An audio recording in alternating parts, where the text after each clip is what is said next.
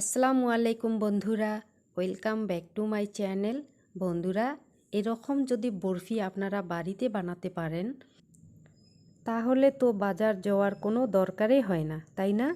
সুপ্রিয় দর্শক, আজকে আমি আপনাদের সাথে শেয়ার করব সুজি দিয়ে গাজরের হালুয়া বা বরফি। এখানে আমি 4টা গাজর নিয়েছি। গাজর আমি ভালো করে খোসাটা ছাড়িয়ে নিলাম। এখন আমি একটু বড় বড় করে কেটে নেব। ভিডিওটা আপনারা মনোযোগ সহকারে দেখবেন, একটুকু স্কিপ করবেন না, কারণ এখানে অনেক টিপস অ্যান্ড ট্রিক আছে। বন্ধুরা, যারা যারা আমার চ্যানেলটি সাবিনাস কিচেন সাবস্ক্রাইব করেছেন তাদেরকে অসংখ্য ধন্যবাদ। আর যারা আমার চ্যানেলটি এখনও সাবস্ক্রাইব করেন নাই, প্লিজ চ্যানেলটি সাবস্ক্রাইব করবেন আর পাশে থাকা বেল আইকনটি প্রেস করবেন, যাতে নতুন নতুন ভিডিওর আপলোডিং সবার আগে আপনাদের কাছে পৌঁছে যায়।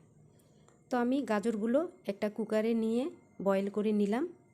এখন আমি একটা কড়াতে 2 চামচ ঘি দিয়ে মেজারমেন্ট কাপে 1 কাপ সুজি দিয়ে দিলাম। সুজিগুলো আমি খুব সুন্দর করে ঘির সঙ্গে ভেজে নেব। আপনারাও এভাবে ঘি দিয়ে ভেজে নেবেন। এখানে আমি মিক্সিং জারে গাজরগুলো দিয়ে দিলাম। এখন আমি এগুলা পেস্ট বানিয়ে নেব।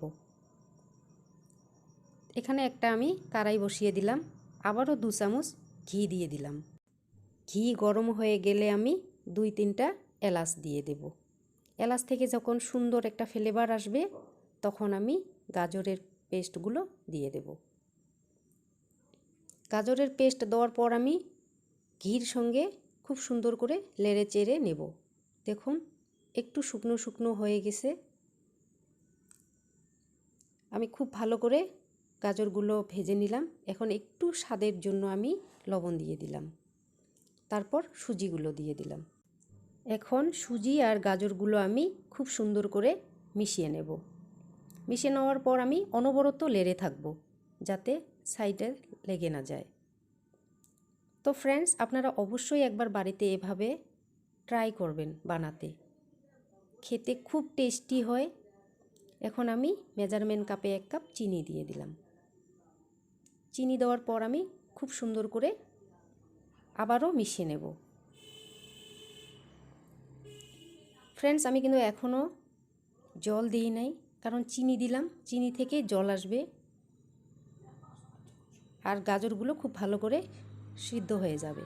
এখন আমি মেজারমেন্ট কাপে 1 কাপ মিল্ক দিয়ে দেব। তারপর আমি গাজরের সঙ্গে ভালো করে মিশিয়ে নেব। দেখুন আপনারা এভাবে নেড়ে থাকবেন। দেখুন কত সুন্দর হয়েছে, শুকনো শুকনো হয়েছে, কত আঠালো হয়েছে। এভাবে যখন দেখবেন একটু আঠালো হয়েছে তখন নামিয়ে একটা ট্রেতে একটু ঘি মেখে ঠান্ডা হতে দিবেন। তো আমি 2 ঘন্টা পর ফিরে আসলাম। এখন বরফিগুলো আপনাদেরকে কেটে দেখাবো। দেখুন আমি এভাবে কাটলাম, আপনারা আপনাদের ইচ্ছা মতো কেটে নিতে পারেন। আপনারা রাউন্ড শেপও দিতে পারেন বা স্কোয়ার শেপও দিতে পারেন। দেখুন কত সুন্দর হয়েছে। তো ফ্রেন্ডস, আপনারা অবশ্যই বাড়িতে একবার ট্রাই করবেন আর আমাকে কমেন্ট করে জানাবেন। আল্লাহ হাফেজ।